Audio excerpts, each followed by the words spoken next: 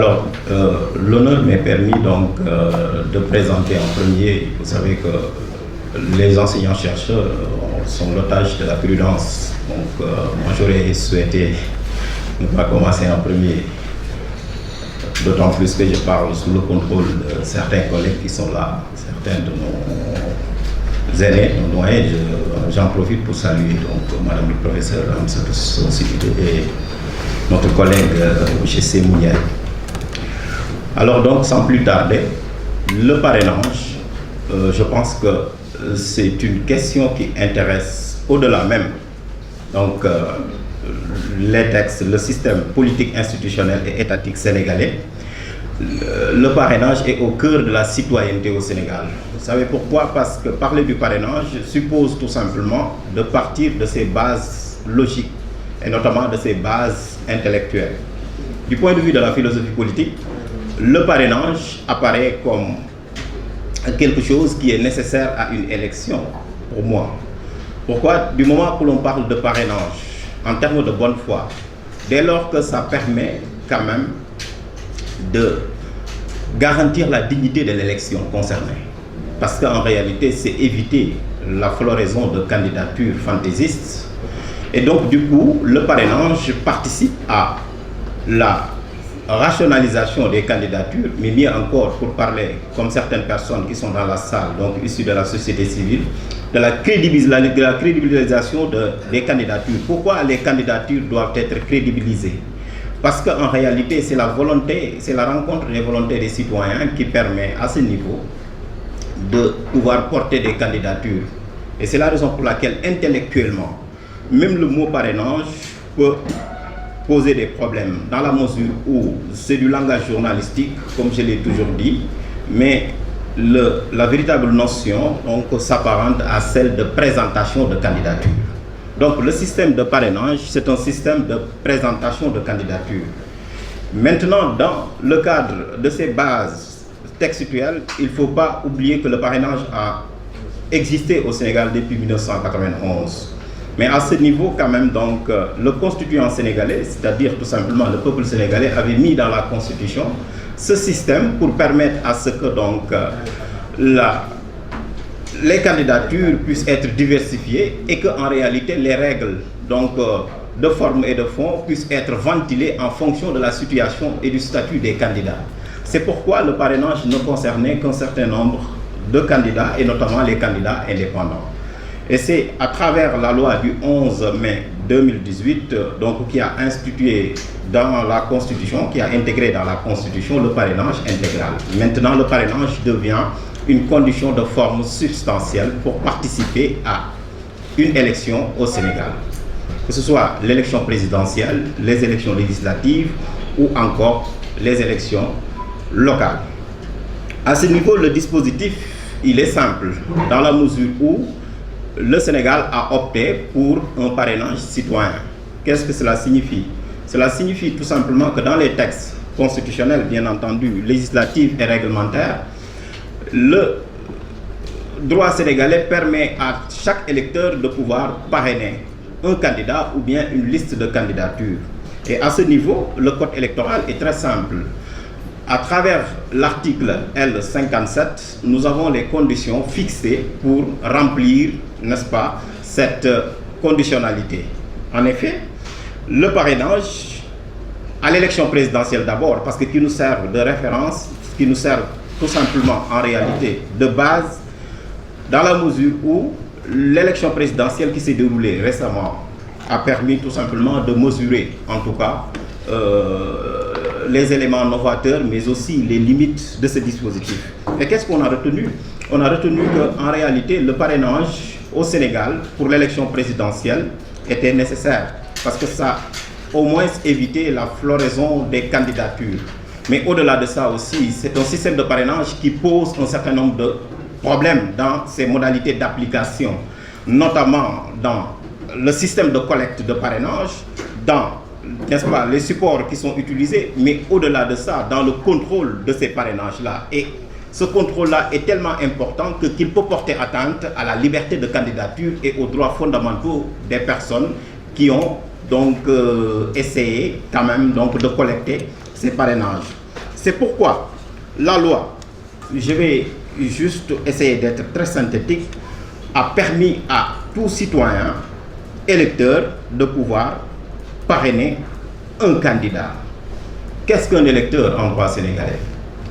La question vient d'être résolue récemment par le Conseil constitutionnel, c'est-à-dire tout simplement il faudrait avoir 18 ans révolus, jouir de ses droits civils et politiques, mais avoir la possibilité de se maintenir sur les listes électorales, ce qui revient tout simplement à compléter l'article 27 du Code électoral. Au-delà de ça, maintenant, donc, le parrainage intégral permet, comme je l'ai dit, tout simplement, en réalité, d'avoir une compétition donc gérée et même donc optée dans ces modalités d'exercice par les citoyens.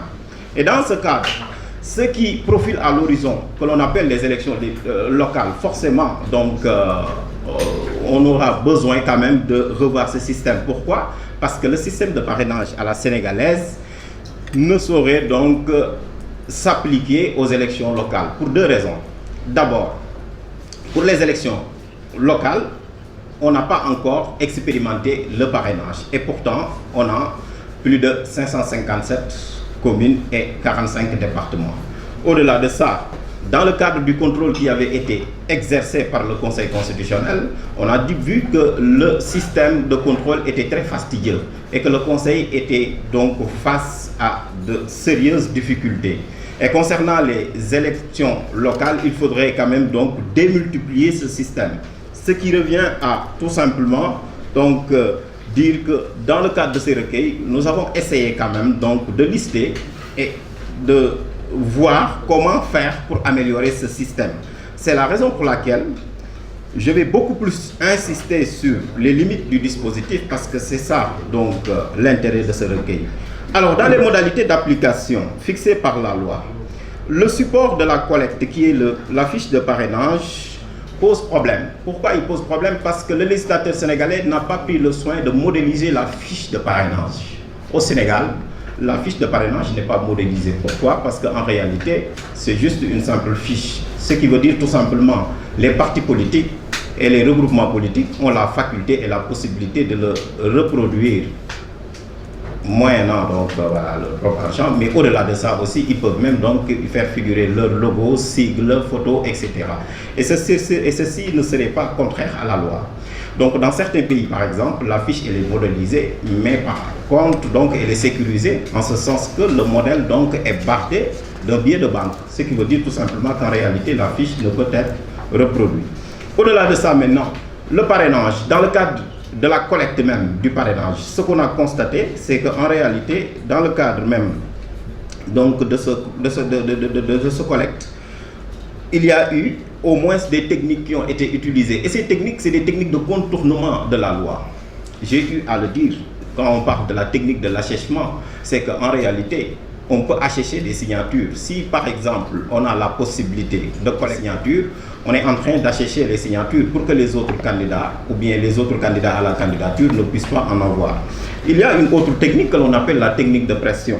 Et cette technique, donc, elle soumet des pressions à des électeurs visant à ce qu'ils ne parrainent pas un candidat qui risquerait de mordre sur l'électorat de la famille politique d'un autre candidat. Et il y a aussi une dernière technique, donc voilà, c'est la technique de coup de pouce, c'est-à-dire tout simplement en réalité les grandes formations peuvent permettre à d'autres candidats qui n'étaient pas, même ou bien qui n'avaient pas manifesté en tout cas leur intérêt d'être candidat à la candidature, de pouvoir donc être candidat par ce coup de pouce. Et donc ces trois techniques qui sont des techniques donc à éviter dans le cadre du parrainage, et à cet effet, on est obligé de revoir la loi. Au niveau du contrôle maintenant, la principale limite est liée au fait qu'il y ait effectué subséquemment à l'issue du dépôt des listes de parrainage. Pourquoi? Parce qu'en réalité, le délai est très court et ne permet pas donc de faire un contrôle précis. Plus la confrontation de toutes les rubriques contenues dans le modèle fixé par la réglementation, cela accroît ce que l'on appelle les rejets. Mais au-delà de ça, moi en tout cas ce que j'ai le plus remarqué, c'est que le référent du contrôle est imprécis. Pourquoi le référent du contrôle est imprécis? Parce qu'un électeur ne peut parrainer qu'une seule liste de candidatures, certes, mais le plus important serait de dire en réalité qu'est-ce qu'on contrôle et qu'est-ce qu'on doit contrôler. Et à ce niveau, l'article L57 du Code électoral est très simple parce qu'il donne les éléments du contrôle et ces éléments sont cumulatifs et non alternatifs. Mais au-delà de ça, ce que l'on a vu, c'est qu'il y a eu un certain nombre de difficultés parce qu'on a le modèle de fiche de parrainage qui ne correspond pas à ces formats. Pourquoi? Parce qu'en réalité, le format papier ne correspond pas au format numérique. Et je rappelle toujours que dans le dispositif sénégalais, en tout cas en droit positif sénégalais, un acte qui n'est pas signé n'est pas valable. Donc si le format numérique n'a pas de signature, cela veut dire tout simplement le parrainage qui est inclus n'est pas valable. Parce que c'est la Cour suprême qui l'a dit depuis 1994. Au-delà de ça, la Cour de justice de la CEDEAO aussi l'a dit dans l'affaire des 9 députés togolais. C'est-à-dire tout simplement un acte qui n'est pas signé n'est pas valable. Au-delà de ça maintenant, la loi aussi n'a pas prévu ce que l'on appelle le parrainage en cas d'élection anticipée. Et mieux encore, la loi n'a pas prévu, n'est-ce pas, le contentieux des parrainages. Cela signifie tout simplement, dès lors que vous ne pouvez pas, ou bien dès lors qu'on vous dit, ou bien que le juge, ou bien l'autorité de contrôle vous dit que vous n'avez pas donc satisfait à la condition du parrainage, vous êtes éliminé. Et pourtant, le parrainage dans le dossier de candidature est devenu le majeur. Pourquoi? Parce qu'en réalité, il est traité en amont. Et dès lors que le parrainage est traité en amont, vous pouvez donc être éliminé avant la lettre.